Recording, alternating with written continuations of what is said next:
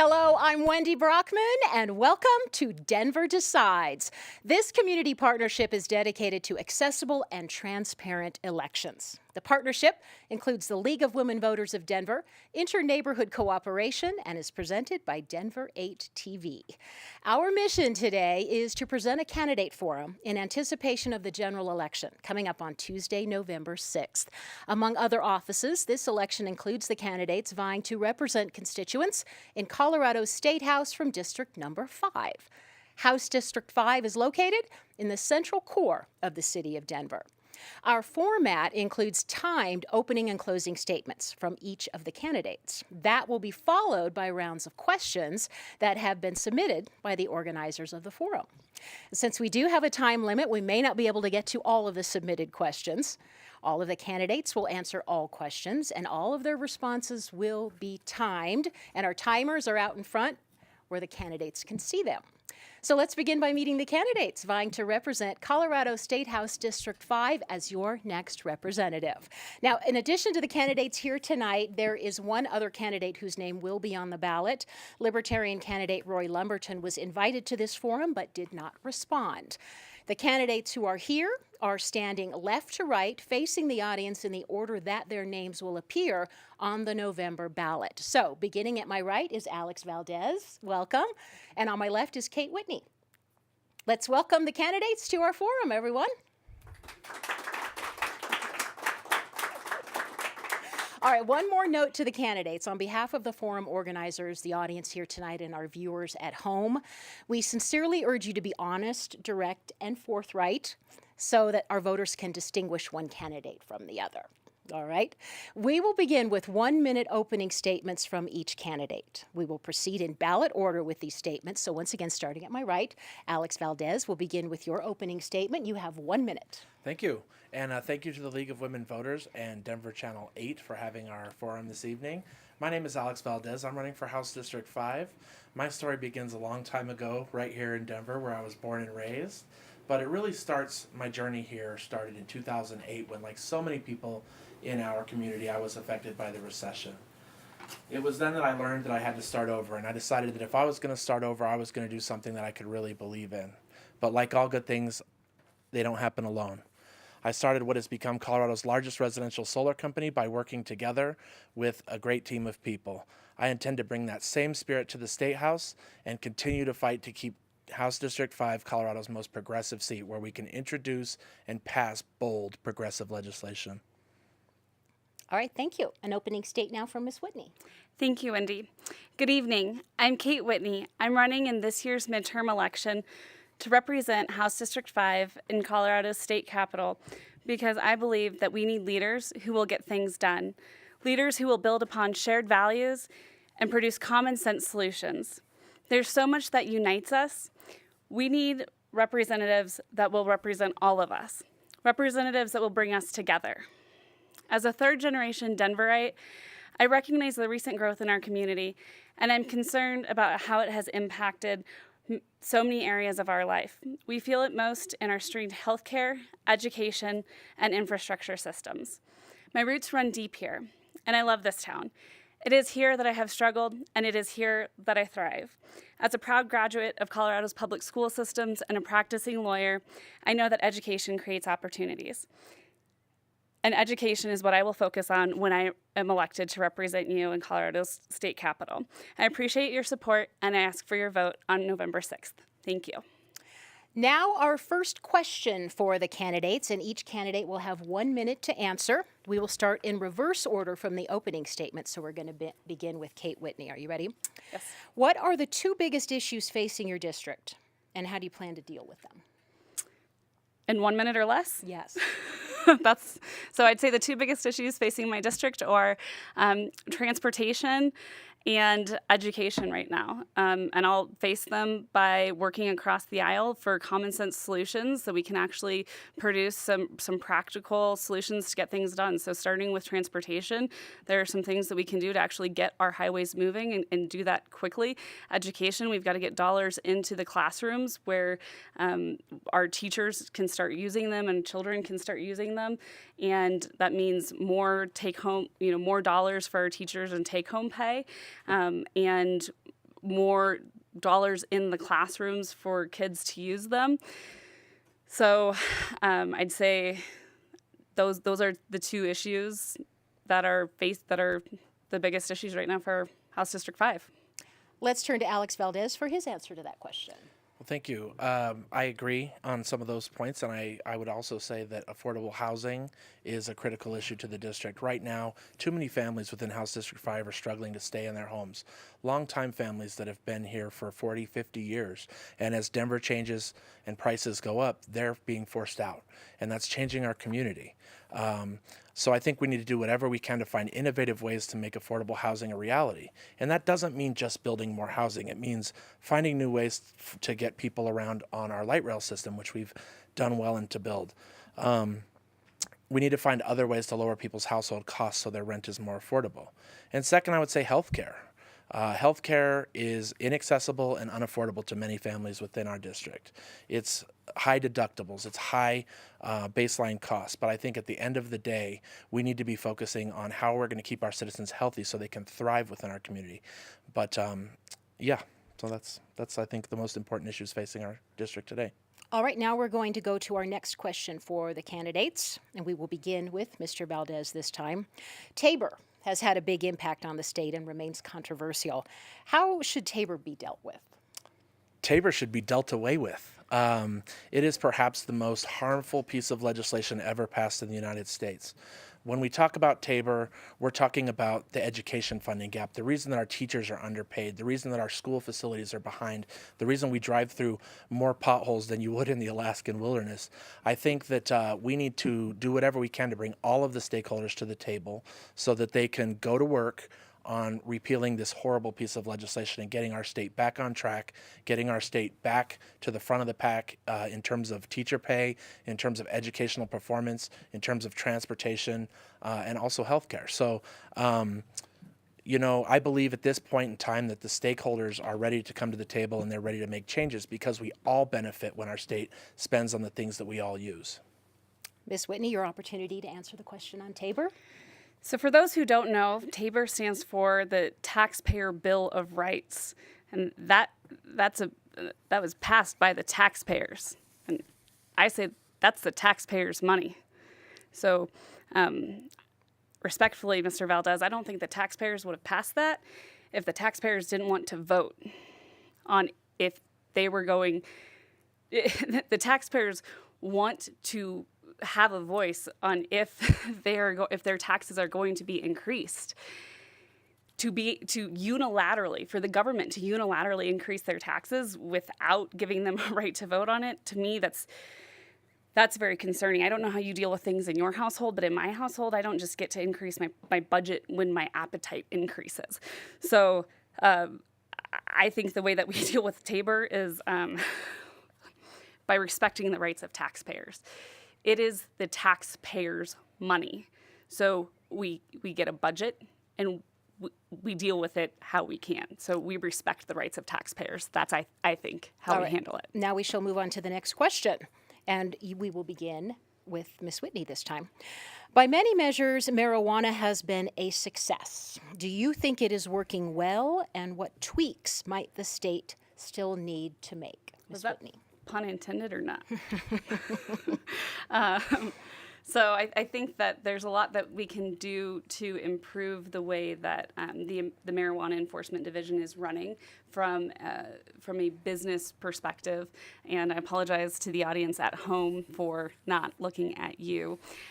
So I think that the community benefits when businesses can operate well. And from what I'm hearing from business owners, the regulations that were passed and are in place are not, there's a lot that can be done to streamline that process. So I think that even working within the framework that we have, we can do a lot to streamline it. All right, Mr. Valdez? Well, first and foremost, I think it's important to remember that Colorado was first to pass the legalization of marijuana, and there's been quite a steep learning curve as far as how we're going to make this the industry of the future that can help us to solve our state's fiscal issues. When we look at what we can do, I believe firmly that we need to be the leaders on this industry. We need to be the the financial capital of this industry. And currently, a lot of our laws prohibit our marijuana industry, our cannabis industry, from being able to participate in the markets like normal businesses. That's hurting our ability to grow what is an emerging business. And coming from the solar industry, which is also an emerging business, we really need to focus on doing whatever we can as a legislature to enable the businesses of the future as we see automation and technology eliminating jobs statewide. So I think that we have a lot of work to do, but we have been learning the lessons as we go along. So I intend to continue to support the industry and grow it. All right, thank you. Let's continue with questions for our candidates vying for the State House of Representatives seat District 5. Alex, you're going to answer first on this next one. What could the state do to handle some of the mentally ill who repeatedly end up in jail or homeless instead of getting behavioral or mental health assistance? So this issue is extremely important here in House District 5. We, like you said, we encompass most of the urban area of Denver where a lot of the homeless population resides. It has always been my belief that in order to solve the problems, we're going to have to attack from the top down. So when we talk about certain bills that allow for the accommodation of the homeless, it doesn't really solve the problem. What we need to work on is creating funding sources and finding ways to earmark funding that already exists within our general budget to invest in the support services, the bridge services, the services that allow people to get a ride to work and allow them a work coach. These are things that have been significantly cut since the recession. It's something we need to restore. We're never going to solve the problem by just dealing with what it looks like. We have to solve the problem at its core, which is a lack of social services funding. And we're in a Tabor environment, we're going to have to find a way to do that by taking money that we're already spending in other areas and being more efficient. Ms. Whitney? I agree with Alex on 2 points there. The first one is that this is a huge problem in House District 5. In House District 5 being in the urban core, this is very central to our district. And the second is that the way that we deal with this issue is in large part by cutting inefficiencies in our budget already. So we have a lot of folks that wrestle with mental illness, and they don't have access to services. They don't have they don't have the ability to access items that they need or the health care. And some of those folks, if provided a little bit of a boost, may be able to do a lot more for themselves. So I think that we need to put our heads together and work with the community, work with mental health professionals, and do better by the folks who are marginalized. All right. Next question from our sponsoring partners, and we're going to begin with Ms. Whitney this time. Who are the major contributors to your election campaign? By voters. Wendy. Mr. Valdez. Yeah, so I've had a lot of community participation in my campaign, both in terms of funding and in volunteer efforts. We knocked over 10,000 doors and we raised a good amount of money. I don't like money in politics. I think that goes for everybody who's done this. But I think it's important that you have community support. So having the support of people within House District 5 as a good percentage of the money that I've raised, I think that's critically important. But in general, I think I'd like to see there be some changes in how we do campaign finance, because I think candidates spend far too much time going out and begging for money when they should be going out and talking to the constituents of the district about what we can do together. And so, yeah. The next question, we're going to begin with you, Mr. Valdez. Gentrification and home affordability has become a major issue in our city. What can be done at the state to help? Yeah, so there's a lot of different ideas that have been kind of floated on what we can do on the state level to enable local jurisdictions to do better. Programs for rent controls has been floated. I'd have to look more into that. But I think what we need to do is we need to enable entry-level housing to be built again. And when we passed the builder's defects laws in this state, what we saw was a curtailment of the building of entry-level housing. Now, this district is very young, and a lot of people right now are looking at never owning a home, and that is the key to climbing kind of the ladder into the middle class of this country. So we need to ensure that that inventory is there and that we're doing whatever we can to support CHFA, the Colorado Housing Finance Authority, for first-time buyers. And we need to ensure that our state is a place where capital wants to go to help put people into long-term rooted living solutions so we can build a better community. Ms. Whitney? I'm sorry, would you mind repeating the question? Sure. Gentrification and home affordability has become a major issue in our city. What can be done at the state to help?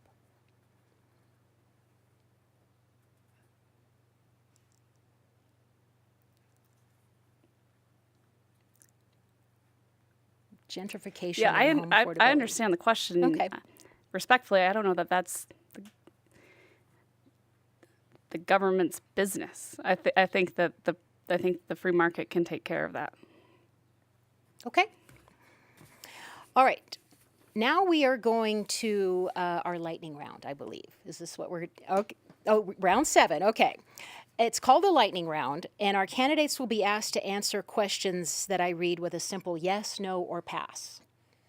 Okay. And it's going to go quickly, so you have to listen closely. You can't go beyond yes, no, or pass. No expanding, okay? The first few questions will be about some issues that are on the November ballot, and we will go in left to right order as the candidates face the audience. So Alex and then Kate. Okay, are we ready? Do you plan to vote for the Denver ballot issue to increase the city sales tax to provide funding for parks? Yes. Yes. Do you plan to vote for the state ballot issue to increase setback requirements from homes for new oil and gas developments? Absolutely. Absolutely not. No. The answer was no. Yes, no, or pass? No. No. All about rules. No. Do you plan to vote for the state ballot issue to increase taxes for funding of public schools? Yes.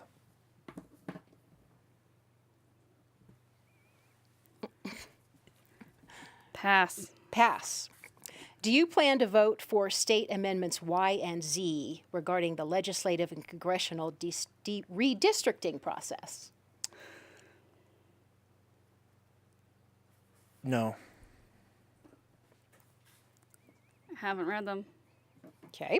Pass. Pass. Do you plan to vote for the Denver ballot issue to increase... Oh, we just did this one, the city sales tax for parks. Okay, good job, guys.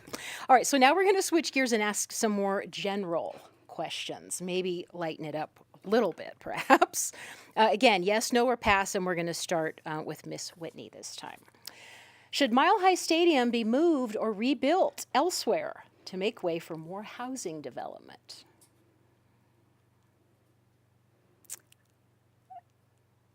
I so want to respect your rules, Wendy, but isn't that a privately owned stadium that sits on private property?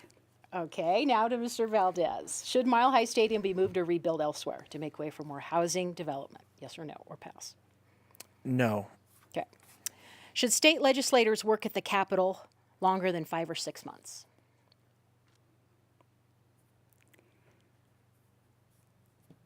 At the Capitol, specifically.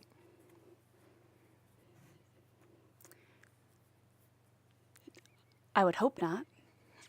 No. If they can get the job done, no. That's a no. Should state legislators work at the Capitol longer than 5 or 6 months? Yes. Yes. Do you or any family member own a licensed firearm? Yes, ma'am. Yes, family members. Yep. Amendment 64, legalizing the sale of marijuana in Colorado, passed nearly 6 years ago. Before the law passed or after, have you sampled what the industry has to offer? No. Ever? Ever. Before the law passed or after? Yes. Okay. Do you get your news from a traditional newspaper, that is, one printed on paper? No, ma'am. What is that? I don't remember. No. Okay. Do you currently own or do you plan to own an electric car? Not completely electric, no. I do own and drive an electric car. Okay, so yes. All right, we have made it through the lightning round, you guys. Good job. Let's give them a round of applause for surviving the lightning round. Okay, that brings us to the end of our Q&A segment, and we move now to closing statements. Each candidate will have 1.5 minutes for a closing statement, and then Oh, okay, you guys, I'm getting a little pause from within. We actually have round 8 here, so you guys get to question each other. You've probably been looking forward to that all night, right? All right, so you're going to get a chance to answer the other one's questions. So each of you will ask your opponent a question, and hopefully they will have an answer for you, and then we'll reverse it, the ballot order, and begin with Miss Whitney. Do you have a question? I do. And you have 1 minute to answer. Okay. You said previously that you oppose Proposition 112, which increases setbacks and arguably will eliminate a lot of jobs from the state of Colorado. The Democratic gubernatorial candidate, Jared Polis, opposes Proposition 112. Why do you, he opposes 112, and you said earlier you support it. Why? Because I believe it's time to move forward. I have spent my career in a job field creating jobs for people who believe in energy that doesn't have to kill people. And so when we talk about why we want setbacks, it's because there's people who don't want to get blown up. And I believe that we can do what we have a lot of power as a state government to enable job training programs that will allow people to assume new jobs that don't affect their health and the health of their family, and that won't leave a legacy of pollution and death. And so I think it's time to move forward. And I think if the voters choose to adopt that we as a legislature will have our work upon us, but we can do whatever it takes to make sure people are working in jobs that are good for them and good for us.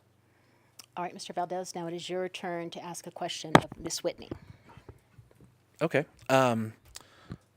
So Kate, you're a member of a party that has continually stood in the way and tried to roll back women's right to body agency. They have consistently stood in the way of immigrants' rights, and they have a president that has spoken out against the Latino population. How is it that you can represent a district that is a majority minority, Latino, has many immigrants from all over the world, and has a majority of women who believe that their body is their own and they should make their own choices? How do you reconcile that with the demographic that you're running for? Well, if the question is how can I represent a majority of a district that's majority female, I would say I'm female, so perhaps I'm better suited to represent women than you are. And I am not my party. I am Kate Whitney, and I am running for this seat, not my party. So I would appreciate it if you and if the voters would let me stand on my own 2 feet and elect either Mr. Valdez or me based on my positions. So ask me about what I think about those things, not what my party thinks. All right, that brings us to the end of our Q&A segment. Your time was up, apologize. So we move now to closing statements. Each candidate will have 1.5 minutes for a closing statement, and then we will reverse the order of the opening statements, which means we will begin with Miss Whitney. Kate, you have 90 seconds for your closing statement. Excellent. Thank you, Wendy. So as I was just saying, my name is Kate Whitney, and I'm excited to be here today. Thank you for the opportunity. We were just listening to Mr. Valdez speak about how he he supports Proposition 112 because he has brought so many jobs to Denver, and he has a better way of doing things. But the better way doesn't even allow Mr. Valdez to have an ability to get a loan for himself, to live by himself. And I would suggest that actually the way that we're doing things already is probably worth maybe at least continuing to do for a bit longer. I am not my party. I'm myself, and actually I think women should have agency over their own bodies. I think that everyone has a choice to choose how they live their own life, how they use their own body, what they do with themselves behind their own closed doors is their business, not the business of the government. And so I would appreciate the opportunity to represent you in the state capitol. I am concerned about the things that matter most to folks in our district. I think that we can work across the aisle, and what's really important here is electing a representative that will work with others to get things done. If you look at my track record, I have an ability to work with people from all different sides, different types of interests to come together to find common ground and to accomplish goals. So my name is Kate Whitney, and I will appreciate your vote on November 6th. Thank you. And now a closing statement from Alex Valdez. My name is Alex Valdez, and I'm running for House District 5. And I am my party. I am a proud Democrat, because without the Democratic Party, I would not be standing here today. They fought for the rights of Latinos. They fought for the rights of the LGBTQ community, and I'm proud to stand here as a Democrat. We have a lot to work on, Denver, and it has to start now. We've seen what happens when we take chances electing people of the other party. And what happens is we end up losing. We roll backwards. We see our body and our freedom impinged upon. It's time to move forward on the things that we believe in: clean energy, affordable and accessible health care, affordable housing, public transportation that's affordable, remediating the pollution problems that exist in the northern part of our district, fixing the roads, fixing the schools, fixing the pay for the people in this district who are struggling to make it. It's time. The time is now, and the person is me. I'm ready to fight for you. I'm ready to go to work, and I'm so excited to be your next representative. And I want to thank each and every one of you for the opportunity to stand here today. And I'm going to leave by asking you a favor of you, I should say. Go out and make sure 5 of your neighbors vote. If we don't vote, bad things happen. Look what's going on. Make sure your neighbors vote, make sure your family votes, and make sure they vote Democrat. I'm Alex Valdez. Thank you. All right, now it is our audience's turn to show a little appreciation for the candidates for their participation. Thank you to both of you. Thank you. We hope you at home have had a fair look at each candidate vying to represent you in the Colorado State House of Representatives from District 5. Our thanks also to the Denver Decides partners, which include Inter-Neighborhood Cooperation and the League of Women Voters of Denver. Denver Decides is presented by Denver 8 TV. Remember, the election is Tuesday, November 6th. Let your voice be heard. Make sure you're registered and make sure you vote. For complete election information online, go to denverdecides.com. I'm Wendy Brockman. Thanks for joining us.